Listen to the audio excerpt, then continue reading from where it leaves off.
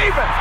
Johnny Bench has tied it up. The Cincinnati Reds win the World Series in 4 straight. It was a sweep. In the dirt, it's a wild pitch. Here comes Foster. The Reds win the pennant. Larkins won the game.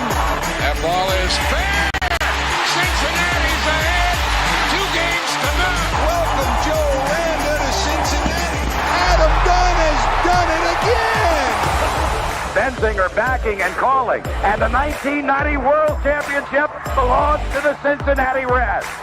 Marty, yes. This is Adam from Milwaukee. Hey, Adam, how you doing? I'm good. How are you? Good. Do you think Scott Chatterbox is a good player?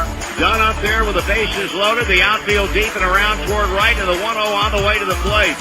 Swung on, long drive, right field, and this one belongs to the Reds. And a high drive, hit back into deep right field. Junior has just knocked the door down to the 500 club. Benson's first home run is a walk-off winner. That ball had a family. And De La Cruz is, oh my goodness, look at this kid run. My, oh my, that is a triple. Matt McClain's first big league bomb. Spencer Steer's first big league hit is a home run to straightaway center field. Joey Votto's done it again. The pitch. Votto swings high in the air. Right field. Yes! He pointed to the dugout to say, I told you. That is Joey Votto's 315th career go-ahead ribby. Only Johnny Bench had more as a Red. And I can't tell you how much it means to play in front of everyone here in Cincinnati as a Red. What a gift. What a tremendous gift. So thank you.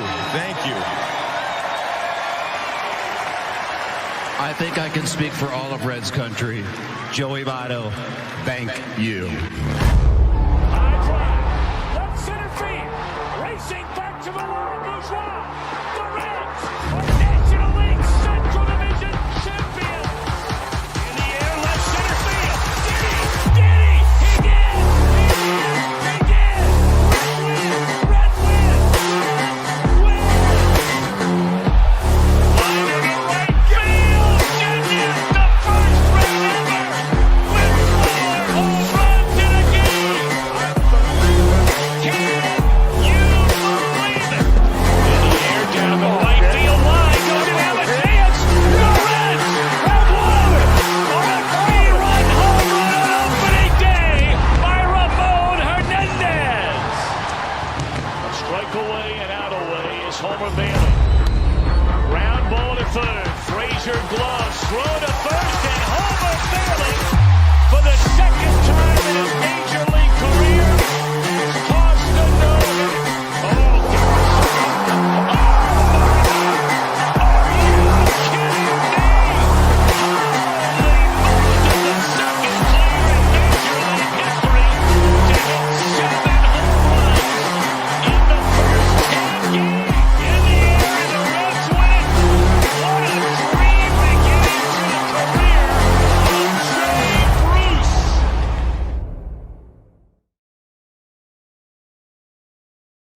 Well, hey, what's going on? Welcome to Chatterbox Reds Special Edition, joined by Clay Snowden and Craig Sandlin. We're going to watch the MLB Draft Lottery, see if the Reds can have some good luck.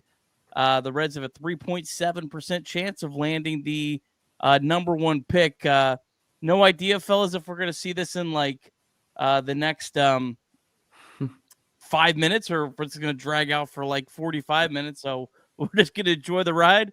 Talk a little MLB shop along the way. I'm going to go and get the promo out of the way just in case this does somehow go flying through. As always, Chatterbox Reds proudly sponsored by Deep South Commodities. DSC is a leader in renewable commodities for biofuel production, specializing in used cooking oil collection, aggregation, and sales. Visit www.deepsouthcommodities.com for more information. Thanks as always to our friends at DSC. All right, well, Clay, 2 years ago, I think the Reds had the second best odds and got the 7th pick. Last year, they were like, the 10th best and got the 2nd pick. So this is really a crapshoot. But look, this is a big night for teams across baseball. Yeah, and hopefully this is the last time that you have to do one of these shows. Like, hopefully we're not talking about, where the Reds can select in the top 7 picks or what happens if they slide to 4. Like, I want this to be the last time we ever discuss this, actually.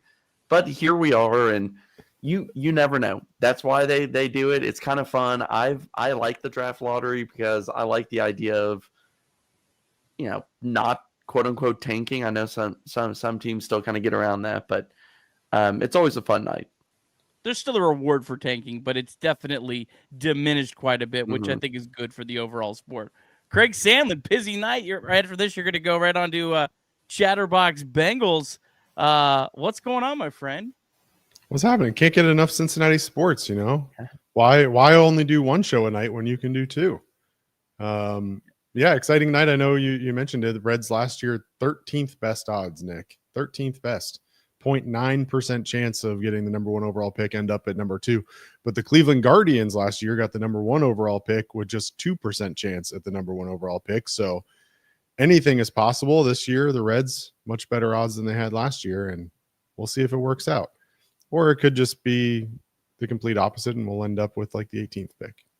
Either way. Eric Davis representing the Reds. See if he can bring that Devin Mesoraco magic. Good choice. I like Eric Davis. Nice stand-up guy. He's got a flashy suit on. I mean, he looks like he's dressed the part for some good luck. If you could have one player that you got to pick to be at the draft lottery and represent the Reds, who would it be? While you all are thinking about your answer, mine would not be Matt Latos. That was the first name that came to mind. I wanted to eliminate for some reason. That's just like the first name that popped in my head. I don't want him. Who would I actually want though? I have a number of players. One, because I just think it would be funny, is like Aaron Harang. Like, still underappreciated by the fan base. Not the most thrilling guy in the world. Just like it would be kind of a dud, but I would love that. Bronson Arroyo's got to be up there for kind of the opposite reasons. But who else? Man, give me Brandon Phillips up on that stage with everyone else acting professional, and he's up there acting a fool. Sorry, I thought you said Zach Cozart for a second there.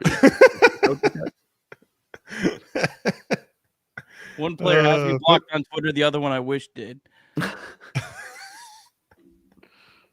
Come on, man. Brandon Phillips is just traveling all over the world with his girlfriend, man. Just leave him alone. Yeah. Just leave him alone. Leave him and Jake Cargill alone. This is why I brought Clay Snowden on the show, because I was like, there's going to be a lot of filler time, and Clay is the ultimate king of finding stuff to talk about. I see a great one. Heine says Johnny Gomes. That's a fun one. I mean, Adam Dunn would be awesome, especially if he did. Do you guys have the bobblehead where he has the 80s tux? Like if he played that part, that would be pretty epic. Do you all know, like, I don't want to get into it, but if people don't know like the Johnny Gomes story and like his upbringing and everything, I think it was the Jim Day podcast that he did last offseason. You all need to watch that. It's incredible. He like grew up homeless at times, and it's really a remarkable story. So if anybody's sitting around looking for something to do later, look up the Johnny Gomes story. After you're caught up on all of your Chatterbox Reds podcasts, of course. No free ads. I like to start my morning with them. Just kidding. No, the Jim Day podcast is fantastic. It's honestly really cool the Reds do that. There's like a lot of other teams that have like something like that across baseball. They do a very good job. I love some of the obscure Todd Coffee. That's a good one. Ryan Hannigan. That'd be fun. Ooh, yeah. Yeah. So the holiday kid, that's the prize, Clay? Yeah, apparently. And I've never been much of a like draft prospect. How do I phrase this? I've never been big on like looking into the prospects for the draft. Mainly because we have multiple years of tons of video in the minors that we get to watch before they get there. So I typically reach out to other people that I know that watch it more. I'll, tap into the Just Baseball people and talk to RM and Jack and people that know a lot more about it.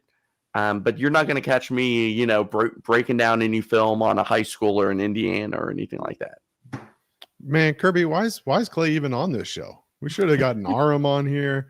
This is just a fun night. I'm with Clay. Like, as soon as the Reds draft Chase Burns, I'm all in. I want to know every single thing about him. But I'm not going to spend time getting excited about someone who's going to go to the Oakland A's and be in their farm system for 5 years. Like, that happened to me. Once they're in the Reds, I mean, I want to know every single thing about every single minor leaguer. I want to read every piece of information I can.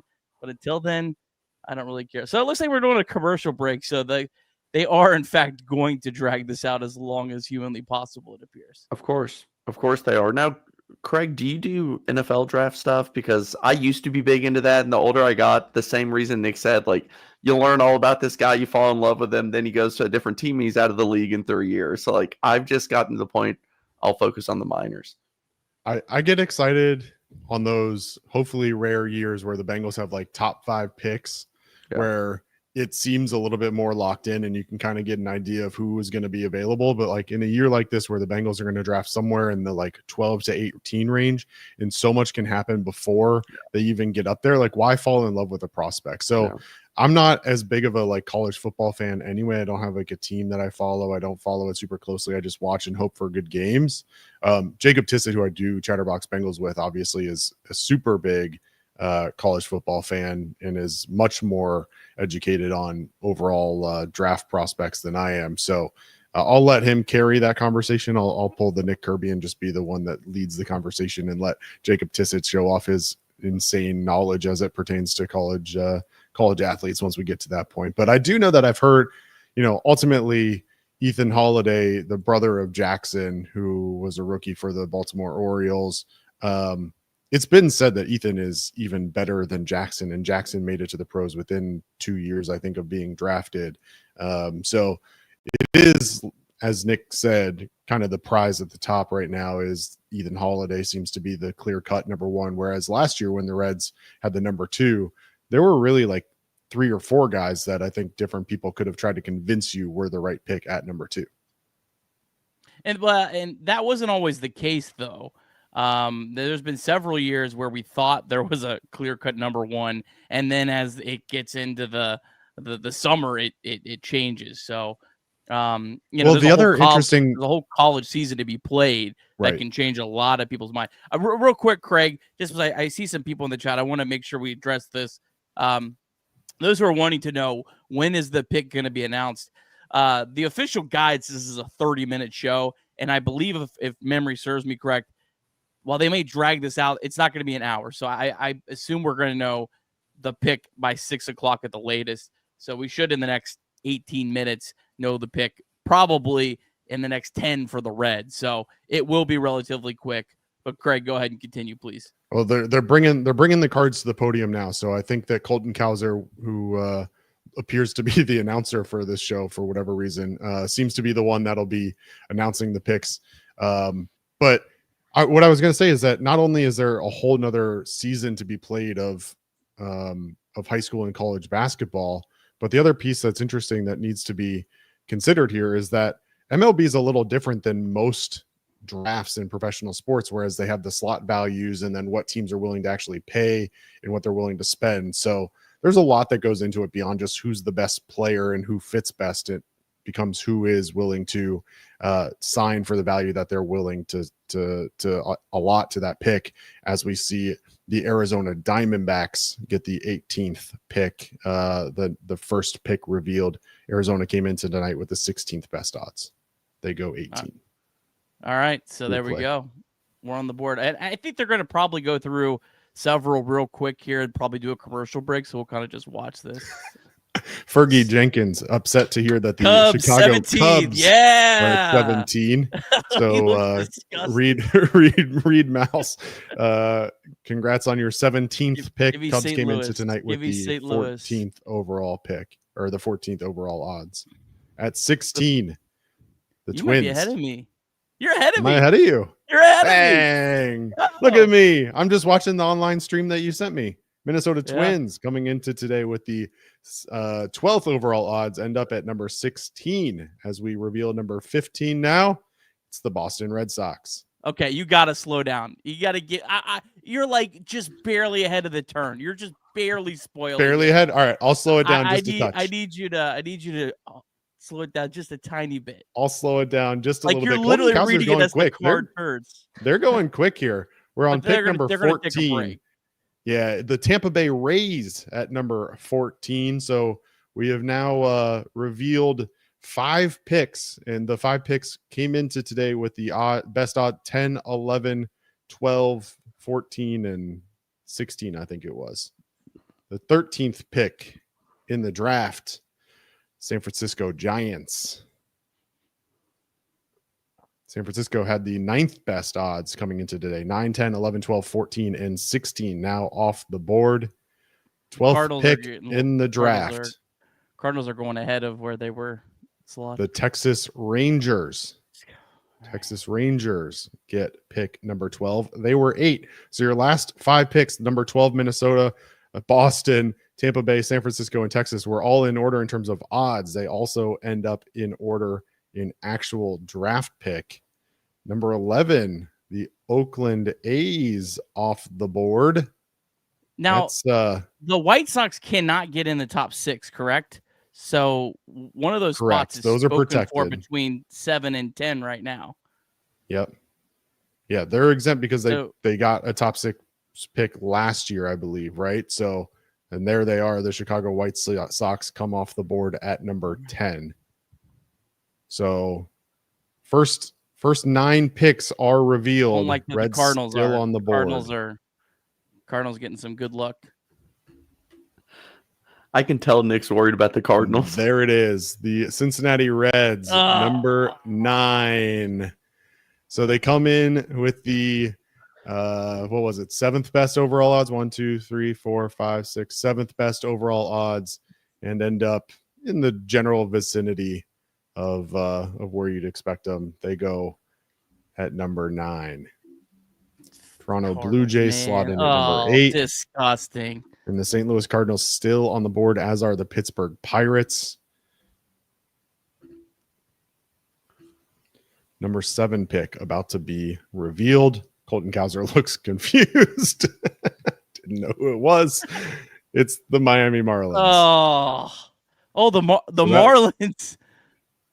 Poor Marlins went from the number 2 overall odds to picking 7th. Emulating the Reds from 2 years ago. Wow. So there you go. Cardinals.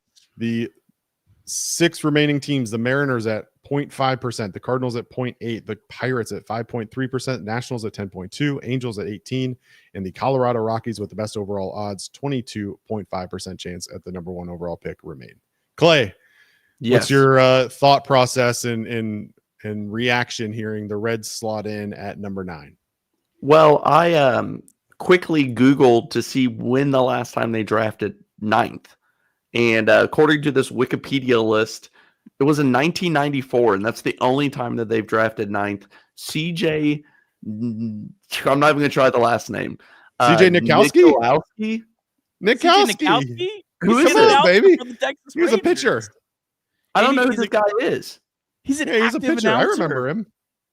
I don't know this guy. I'm sorry. Wow. It looks like he played for the Reds in 1995. I was 2 years old. So he does national TV games for Fox sometimes. I guess I don't pay any attention. Was that the only year he played? You know what? It's his fault for not making enough of an impression on me. That's who I'm going to blame. Sorry, but yes, whilst in all this, that was the last and only time, according to this list, that the Reds picked 9th. So it's kind of new territory. Yeah, CJ, I mean, not that it really matters, but CJ Nickowski I'm surprised he only played 1 year for the Reds. I remember him vividly. Ended up with like a 10-year career, though. Played for a lot of different teams, but he was a pitcher, ended his career with a 5.37 ERA over 336 games. So if I remember correctly, he might have gotten some looks in the bullpen at some point, too. I don't remember, but yeah, I remember that name for sure. I'm surprised you don't, Clay. I thought you were better than that. He was a pretty highly regarded prospect when he came up, and he had like a pretty, I think, impressive first couple starts, and then just never really panned out to be much. But Carrick brings up an interesting point: is that now you haven't gone back-to-back years in the top 7, which means that you're eligible again next year to be in the top 7 if you are back in the lottery. Now, obviously, Clay has already said he doesn't want to ever have this show again. Quit wasting our time with that talk. I don't think it's going to happen, but it's always good to be. It's always good to be prepared. I mean, look, it's not ideal, but this is not nearly as bad as a couple years ago when the Reds had the second best odds and after a 100-loss season and ended up getting the 7th pick. But even to that point, I think most of us are pretty pleased overall with Rhett Lauder. I would imagine, Clay, if there was a redraft right now, Rhett Lauder probably moves up. Definitely doesn't move down. Yeah, I'm trying to pull up the 2023 draft results just to kind of see what all's around that. But I would assume he does. I mean, he's been a good pick, and I'm looking now to see, just to kind of help people understand where this is. So, like last year, Connor Griffin was the 9th pick, and the reason why I'm looking this up is to give you an idea of, like, are these top 100 players, or are they around there? How far off? Chase Dollander was the year before. Like, these are typically good prospects. I know, breaking news, top 10 picks a good prospect, but it's going to lead into discussions of, and this didn't even have to do before tonight's results, but obviously you're going to get another top 10 pick. Like, are the Reds going to be more comfortable moving a prospect this offseason if the opportunity is there? Real quick, so obviously you mentioned that Rhett Lauder 7 in 2023, but after him, Blake Mitchell, catcher for the Kansas City Royals, who's highly regarded, Noble Meyer, highly regarded pitcher for the Miami Marlins, and Nolan Shanuel, who made his MLB debut the following year for the Los Angeles Angels and has continued to show well in the pros so far. So there will definitely be people available. Real quick before we jump back into Reds talk, Pirates and Cardinals go back-to-back at 6 and 5 in the lottery. Colorado in at number 4, and the Mariners now at number 3, leaving just 2 teams on the board. It is the Angels and the Washington Nationals for the top 2 picks. It's been a pretty rough run of picks at number 9 overall. I'm going back year by year. I am too. I cannot find a decent big leaguer. Ian Happ is the last decent big leaguer in 2015. I look at that as the number 9 pick is due, baby. I mean, it is due to be one of these hits. Now Shea Langoliers is a pretty good player. I mean, that's a catcher hitting 25 home runs a year. Okay, he did kind of have a breakout a year. But it took a lot longer for him, right? Yeah. I mean, yeah, like it was a long way to get to his 2024. But yeah, I mean, I think it's due. It's due. Reds got Tyler Stevenson at 11. Just kind of for a little bit of a comp there. But something that was really interesting today was Nick Krall's comments about, I don't know if you guys saw this. Shout out to Gingersaurus Rex, who covers Reds baseball like no one else on Twitter. He was on Sirius XM, and he said that there's not a lot of teams that want to trade for prospects. There's a lot of want to trade MLB players for MLB players, which is pretty rare. Like the India for Singer trade is usually one of the rare trades. You almost wouldn't expect to see like a team do trades like that twice in a season, but that's what Krall said teams are looking for right now. And the one thing, and I'll admit I may be reaching here, but I'm just trying to piece stuff together.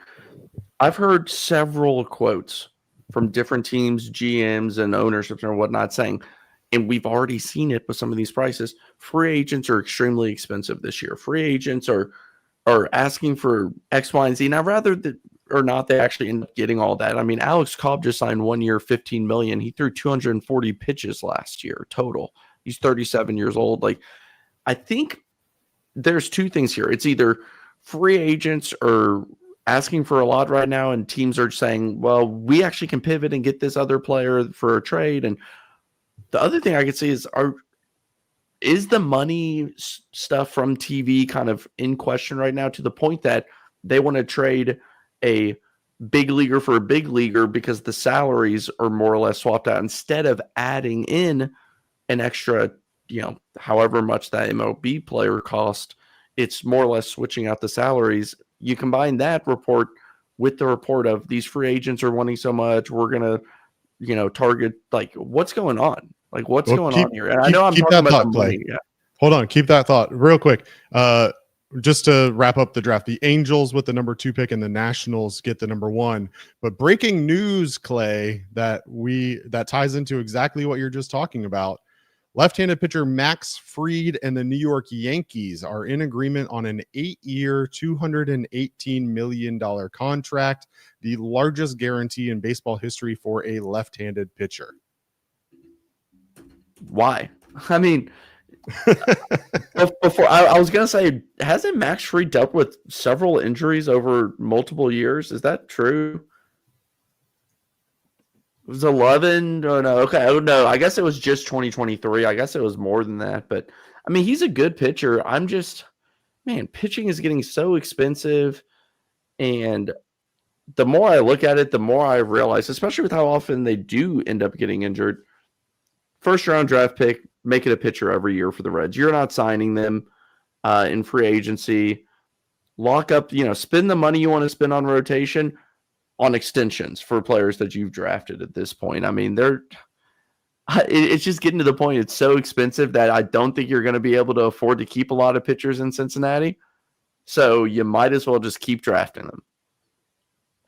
Starting to think, maybe the Reds were on to something early in this offseason. Yeah, if they knew the price was going to be high. Max Fried, I mean, a pretty good pitcher when he's healthy, as Clay kind of alluded to. His record doesn't necessarily indicate the success that he's had, and I realize that there's a lot of different metrics that can be used to try to figure this out. But in 2024, 29 games started, 11-10 record, 3.25 ERA with a 3.33 FIP. In 2023, the year that he got hurt, as you mentioned, 14 starts. He was 8-1, 77 2/3 innings pitched, a 3.14 FIP, 2.55 ERA. In 2022, 30 starts, 2.48 ERA, 14-7 record. In 2021, 28 starts, 14-7 record, 3.04 ERA, 3.331 FIP. So, for the last 4 years, all ERA below 3.25 combined in those 4 years, 101 games. He is 47-25 with a 2.87 ERA over 603 innings pitched. There's no doubt that he's a good pitcher. That's not what I'm saying. I'm just surprised. All these new records and all these $200 million players, I know that's how it works. And each year the money gets more, but it's going fast. Like, it's getting up there fast. It's interesting. One of the things that I think remains to be seen is that we've seen these monster contracts out of Shohei Ohtani and Juan Soto, obviously, but those are supposed to be the outliers, right? I don't necessarily think that those are supposed to be setting the new expectation for contracts. Those are supposed to be the best players in the world and getting the top dollar, right? This isn't like the NFL where Joe Burrow signs for $55 million and then next thing you know, Tua and Justin Herbert and all these other guys are also signing for $55 million. The fact that this bar has been set and now it's seemingly raising the price for everybody is certainly intriguing. And again, especially in a time like you mentioned, when TV money is unknown what it's going to be, to go out and give $218 million over 8 years, basically a $27 million AAV. I don't know. It's a lot of money. It's really the term that I was surprised by. 8 years. Yeah, I mean that's a lot of years, man. Like what's gonna happen when, I guess that's the thing in baseball, and we used to see it in hockey. And I don't want to get too off track here, but we used to see it in hockey, these really long deals, and they put a limit on it. They kind of backtracked, and I wonder if baseball would ever get to that point. I don't want to discuss pros and cons and whatnot, but some of these super long deals are, man, they're risky, and I know that's what it takes to sign some of these players these days. And Max Fried, not exactly a young buck. He'll turn 31 before the start of the season, so this basically takes him into his year 39 season. It's a lot of money to commit to somebody at that age, without the expectation of him being a true superstar, number one, top of the rotation guy for at least the next 5 years, right? I mean, if you're going to dedicate that kind of money long term, you expect him to be your number one for at least a number of years, and then if it tails off, it tails off. But similar to the Joey Votto contract when he signed it, I mean, he was, entering his prime, but it kept him under contract until his age 39 season, and at that point, you're going to expect to see some decline, and that's what we saw to Joey Votto. I don't know. The Yankees missed out on Soto and immediately turned around. It's like, here's just we got to announce it. We got to announce the signing. Well, I think this Max Fried contract is insanity. I think this is one of the dumbest baseball contracts I've ever seen. 8 years, $218 million for a pitcher that's on the wrong side of 30. This is insanity. If I was a Yankees fan, I think I'd be pissed because, why would you not just pay Juan Soto $800 million if you're going to go out and throw $218 million at a pitcher over only 8 years? Like if I'm doing my math right, that's basically a almost a $500 million contract for the same amount of years as Juan Soto, right? The AAV? AAV's 27 and a quarter. Yeah. Yeah.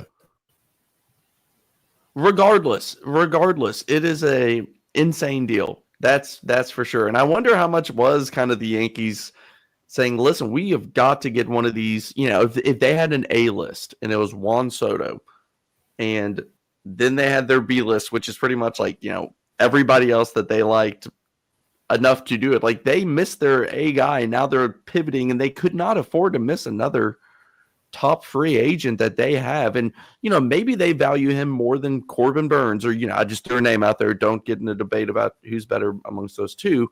I'm just saying maybe he is the top guy on their list after Juan Soto, and they just said we were allocating money, and here it goes. But I'm just shocked, and I wonder what's going to happen as the money continues to grow. Like, what's going to happen with media market teams? Are they going to start to transition more and look more and more and more like small market teams? I don't know what the answer is. I hope that's not the case for baseball, but my gosh, how are the Reds going to compete with free agents who are even above league average at this point? Yeah, pretty insane. Charlie Goldsmith just kind of reiterated a little bit of Nick Kroll's comments on SiriusXM. Reds are having more trade discussions than free agent talks at the winter meetings. I'm going to ask you this, and don't let me forget. I want to talk about Luis Robert because I did tease that last night because I poo-pooed on that for every show, and I wanted to hear the other side. But I'm a guy that wants the Reds to have as much pitching as possible. I still don't think the Reds have enough depth beyond their top 8. If you have several injuries, I'm very concerned about how the Reds can kind of survive that. But when you see Max Fried at $218 million, are you a little more open to shopping some of the Reds starting pitchers right now? No, not really. Mostly because, like you said, I want the pitching depth. I think that's what makes the Reds better this year. The Reds cannot afford to get in a situation where they don't have the pitching depth that they need. But I see where you're coming from, Nick, because you're saying let's cash in, Yeah, I mean, and look, it's got to be like one of those like blow you away type deals. Like it's kind of like the Astros are shopping Kyle Tucker. I don't think they're actually going to trade Kyle Tucker. No. I think it's we're throwing it out there seeing, but I'm a little more open to seeing. And again, I'm saying like a team's got to like absolutely blow away, even for a guy like Andrew Abbott, who I've kind of not been as high on as a lot of Reds fans. But man, I don't know. I'm kind of like, I think I think Nick Kroll's always the guy that's seeing about everything. I want to pause because I think the fan base as a whole has gone too far in the other direction on Andrew Abbott. Is he Jonathan India 2.0? In the opposite direction? No, like, I think the fan base went too far on India. Oh, okay, I see. Okay, I see. Yeah, I think that we are valuing Andrew Abbott. Like he's got years of control. Like you can send him down. Like he's not expensive, and he's a good pitcher. He's not great.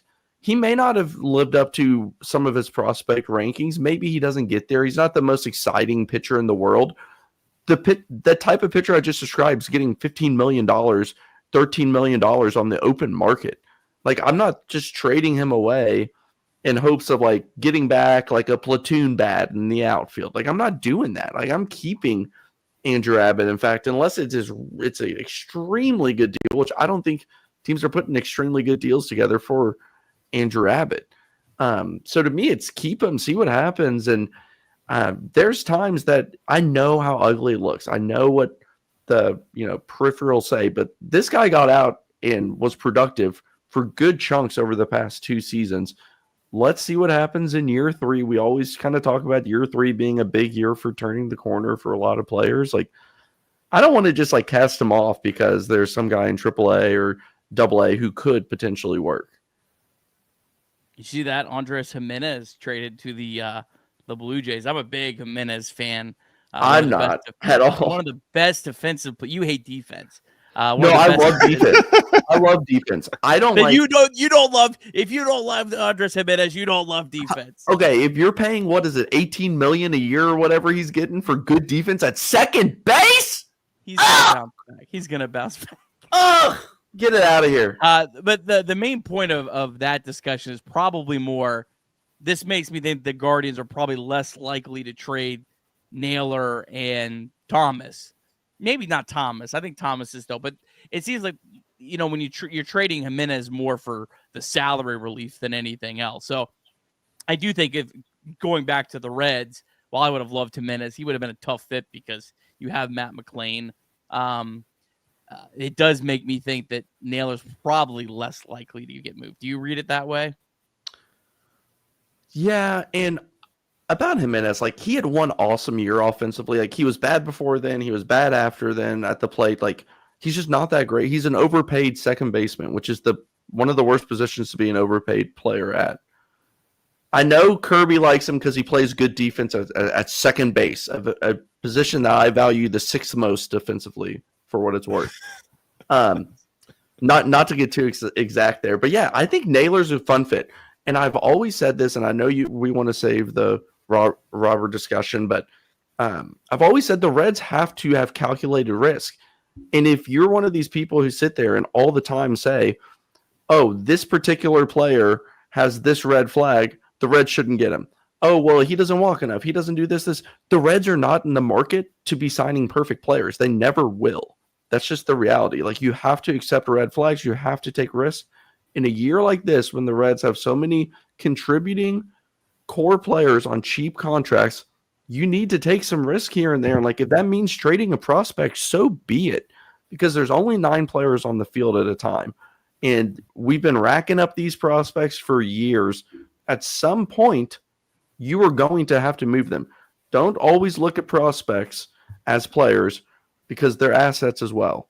And if that means improving the team now and potentially, extending the player that you bring in, be it, Naylor or whoever else, like, I'm all for it.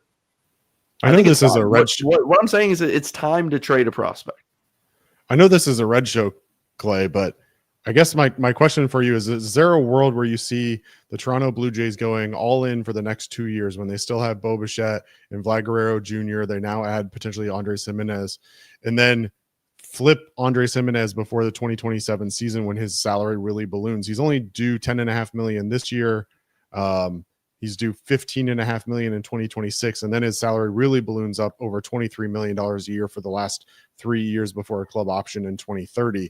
Is there a world where you just try to utilize him when he's still somewhat affordable for the next 2 years, and then flip him to someone like the Yankees in 2026 or 2027 before the salary really balloons out of control?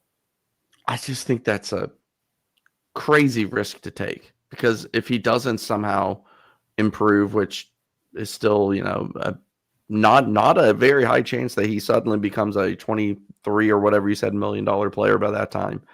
I think what the Blue Jays are doing is reckless, and I don't know enough about all the ins and outs of it all, but they've built this team, and it was supposed to be this young core 2018, 19, whenever that was, and it just hasn't clicked. It's kind of like the same thing the White Sox went through. When the White Sox were coming up around the same time and it didn't click, they traded off. Well, the Blue Jays didn't quite trade off. Vlad is a free agent after this upcoming season, after 2025 season, along with Bo Bichette. I thought they would have traded these players, rebuild. Instead, they're doing some variation of a go for it all. It feels like the type of move that like a GM who's about to get fired knows, like, if this year doesn't go well, I'm out. So who cares? Because he's the guy that now has to make the decisions on Vlad, Bo Bichette. And if he has that feeling, and we see this in sports all the time, it's not a myth.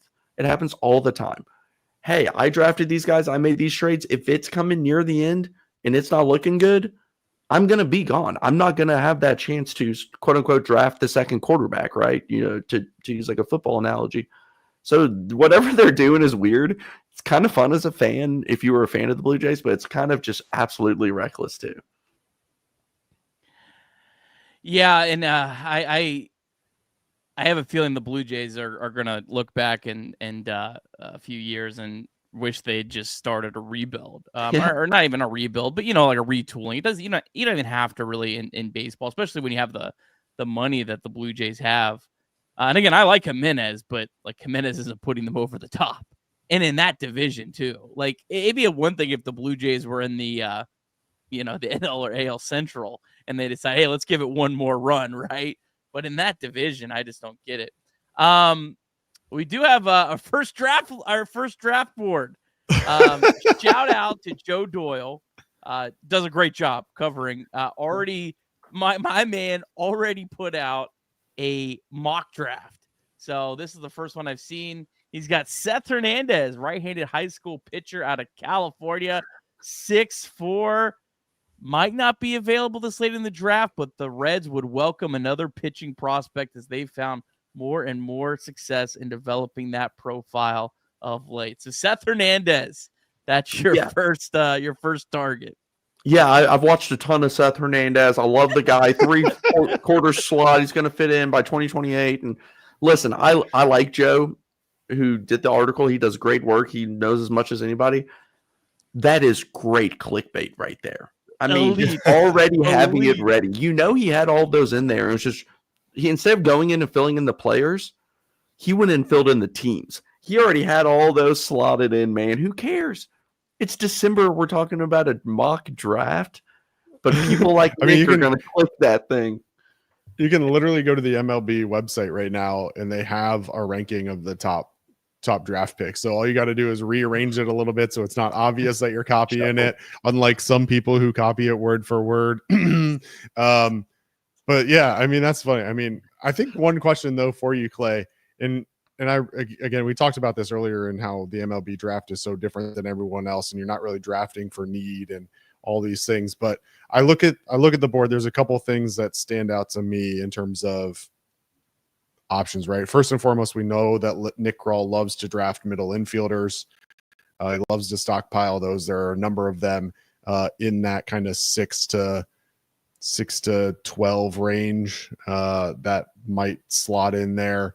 The one thing that is standing out to me that I'd be interested in getting an opinion on is Luke Stevenson is sitting at the 13th overall MLB draft prospect, according to MLB.com, the top ranked catcher in this year's draft. the one position to me that the Reds have failed to develop over and over again, seemingly, has been catcher. I know Tyler Stevenson worked out, but they haven't had any luck really building any depth behind him. Is catcher something that you might try to address at some point in the near future via the draft, or do you have faith in a guy like Alfredo Deneau? What does that position look like for you? No, I mean, honestly, at this point, I would say to have an honest look internally and say, why aren't they developing? What are we doing wrong as an organization? They've invested, top 5 round draft picks. It feels like every single year. And how many have even really been a solid AAA player, reached that level yet? Some players are not, finishing their development, but man, I don't know. At some point, you're going to have to say, we either need to trade for one, or we just need to extend Stevenson and sign a veteran to be the backup, because they sure as hell can't develop one, at least not right now. And I don't mind the idea of hey, I want to take a catcher in the top 5 rounds when the fit falls. Okay. I don't like the idea of chasing one in the first round or something. We have to get a catcher in the first round. Because like I said, I don't know. I'm just kind of going off of, based on the past, is going to help predict the future. And they have not done a good job of developing catchers. And for whatever reason, I don't know. But like I said, I'm dead serious. Draft a pitcher in the first round every year at this point. I just don't care. You can trade them. If they're getting as expensive as fast as they are, just draft pitchers. Yeah, that was going to be my follow-up question, is obviously if you're a GM, what is your move? And, Oh, I'm the GM now? Pitchers. Yeah. Oh, sure. Buddy, I've got some moves up my sleeve. I'm making multiple trades. I'm taking Kirby's favorite prospects and sending them all over the place.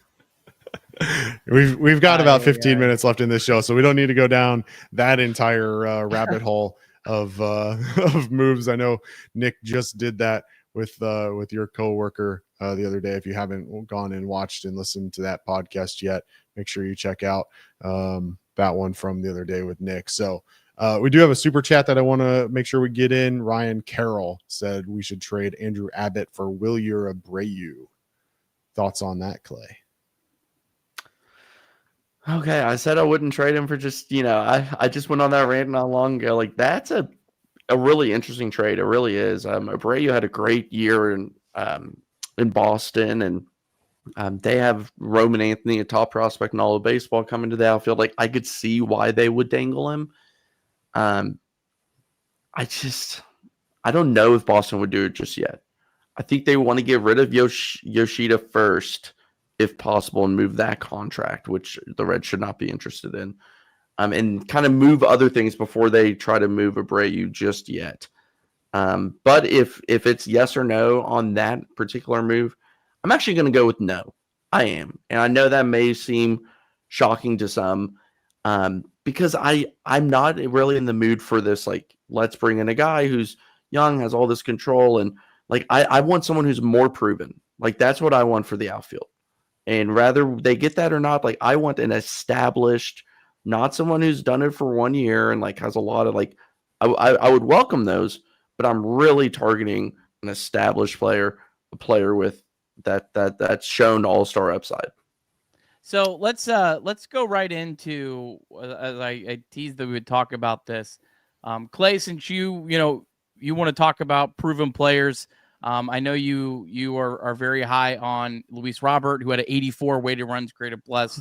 So please tell me about why you're so high on Luis Robert, because he's such a proven commodity. So, okay, I've gone back and forth on him all offseason. I've been in Nick's shoes too. I've been in the absolutely not shoes.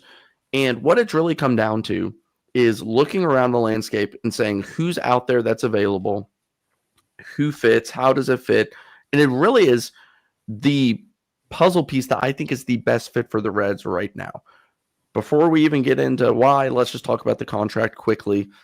3 years of quote unquote team control. There's options there. So he could be on the team for 3 more years, but he doesn't have to be. You're not locked into the money per se. If he's just absolutely miserable, everything falls out, you're not locked into that money. That's a positive in a contract. But the reality of righty bat, can play the outfield, elite defender, has been injuries, we'll see, speed on the base paths, power. I understand last year was horrible. I have had terrible performances in jobs where the company sucked, and the White Sox were horrible. I don't expect anyone to be their best on the 2024 Chicago White Sox. That's not just an easy out, though. I understand the concerns. Injury hasn't been that awesome. The percent chance that Luis Robert is an all-star in those 3 seasons is significantly higher than the percent chance of the prospect you're trading ever being an all-star, even once. I truly believe that. And if you want to do Dunno, like we were talking about last night, like the percent chance he stays a catcher is low. And in my opinion, just from people that I've talked to, that I've watched him, the percent chance that he's a 3-WAR player at any point in his career is not even close to the percent chance that Luis Roberts averages even 3-WAR. So what it really comes down to is a perfect fit for money and term, an easy out if it bottoms out, which is, again, don't underrate that. Look at Mike Moustakas. Imagine if we had the easy out there. Plays a position of need, has all of the ability to reach all-star plus level. Like, we have seen it from him. It's not some mystery that we're hoping for. It's been proven before. And of course, like I said, the Reds need to take a risk. This is definitely a risky player. I like it. I know I kind of rambled there, so I'll open it up to you all. No, I've said my piece on Robert. I view it more as like I would just rather spend that $55 million on a player that I don't have to give anything up for. Like, yeah, I mean, you're right on like Teoscar Hernandez. And I'm not even as high on. You want good defense. I mean, I do want good defense, but and you're I also want a guy that can play 100 games. Yeah, but you're not going to get him for 3 years, 55 either. I think his projection was 360. I mean, it was pretty close. The MLB trade rumors. Oh, he'll get more than that. He might. The way this mark, I'm just saying that was what the projection was. I don't know. I just, a guy like Duno, man, with the potential, he's barely scratched the surface. I don't want to. How often have we fell in love with these DSL players? I could not care less about DSL stats. I know he's hit, he's put up some impressive exit velos and whatnot. What if he doesn't have a position? And now we're talking about another guy who has to hit at an extremely high level to have value.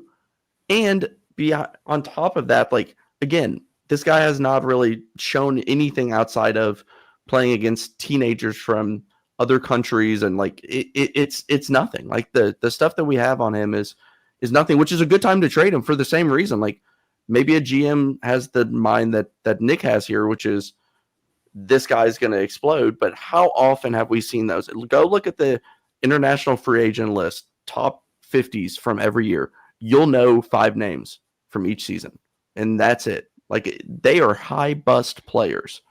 So for him in particular, I would trade him. I'd trade him for a lesser player even. I don't know. I feel like you're too low on Dudo. MLB has him 7th. Baseball America has him 4th. Baseball America has him ahead of in the top 150 of any list.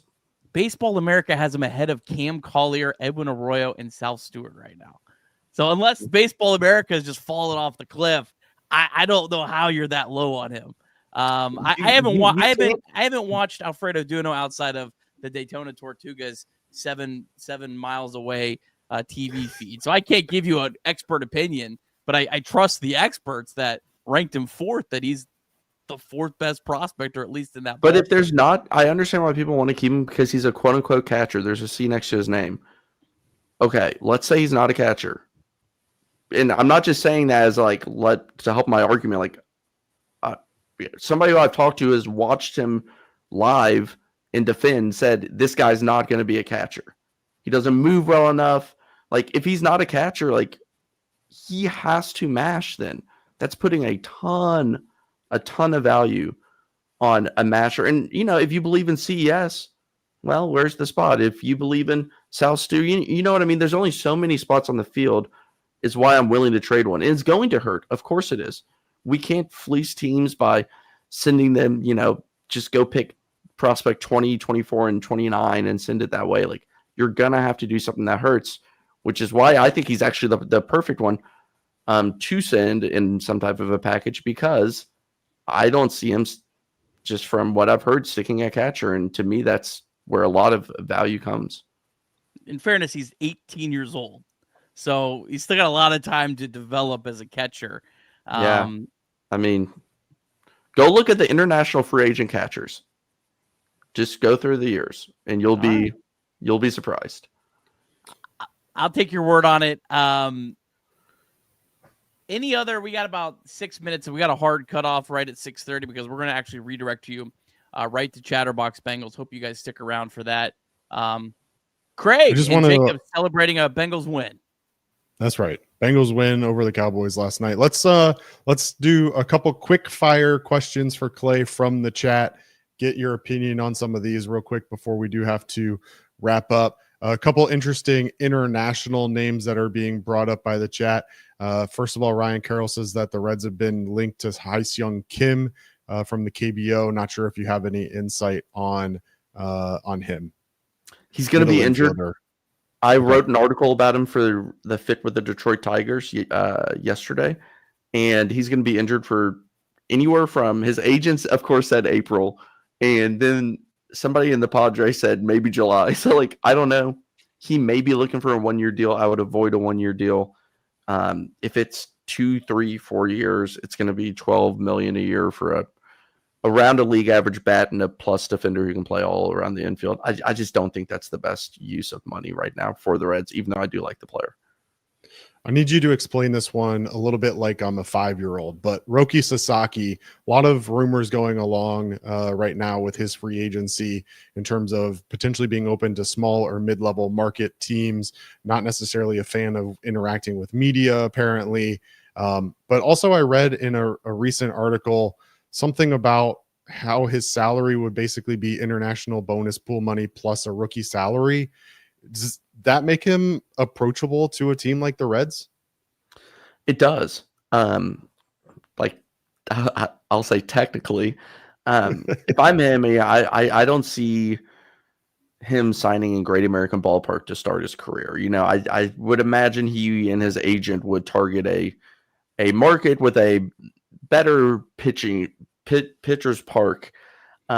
Anything you want to know about him, Aram at Just Baseball wrote an awesome article breaking down everything about him. So you can just Google his name in Just Baseball and you can find a ton of details about him, even some concerns with velocity dips and stuff like that. So anything you need to know about him as a player, you can find there.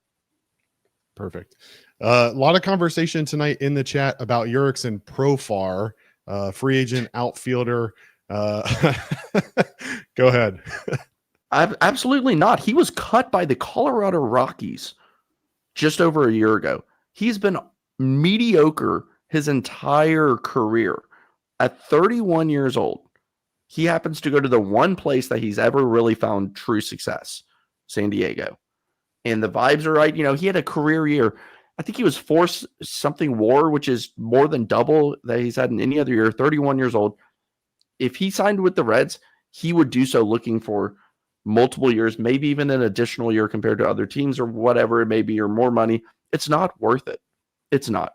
There's a reason that he signed with Colorado for $1 million and then was cut loose. Like, do not, when I say take a risk, that's the opposite of the type of risk I want. I think he is somebody I would be mad if they signed him, even if the money was not so bad.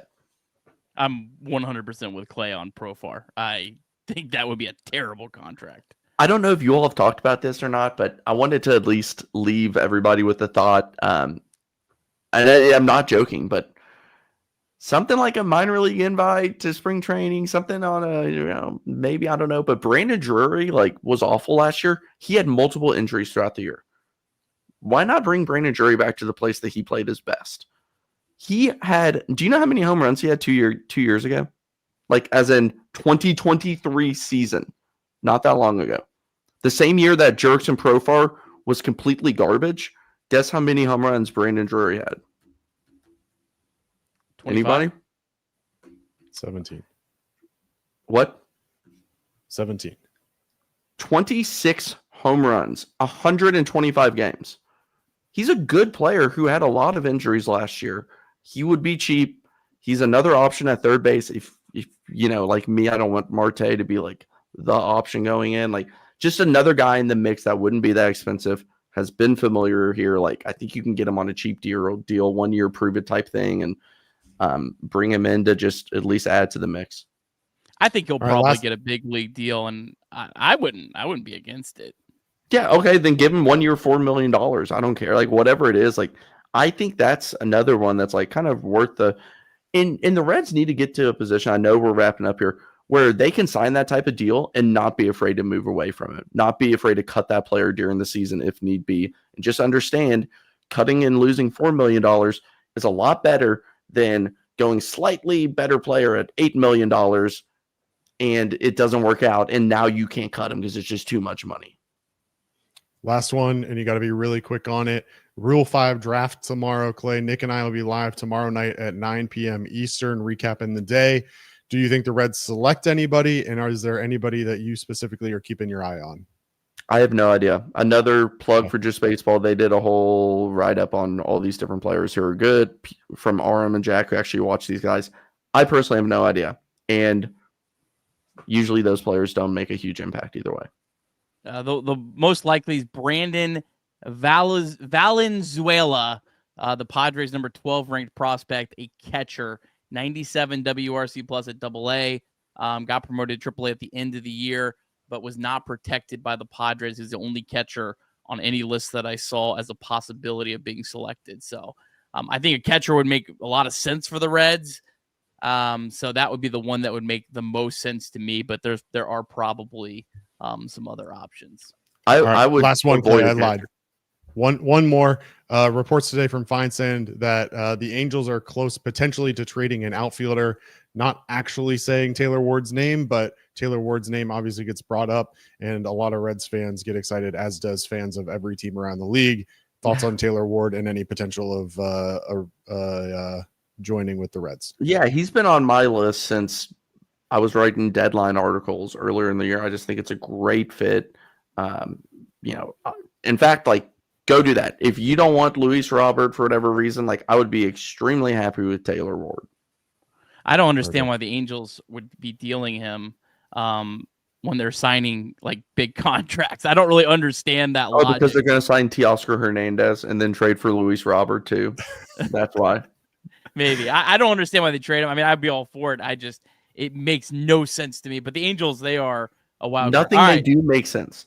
All right, well, we got to end it on, here. On that note, Nick and I ending this? Am I tomorrow ending night? this? I don't know. You can. All right, well, I'll let you all fight over that. All right, we're going to be redirected to Chatterbox Bengals. I hope you stick around for that. Jacob Tissett doing a live Bengals show with Craig. As always, if you need help, call 988. The suicide prevention hotline, always available 24/7 for you. We'll be back 9 p.m. tomorrow night. Unless something breaks sooner, we'll be back earlier. Have a great day. Please stay around for the Bengals show. Go Reds.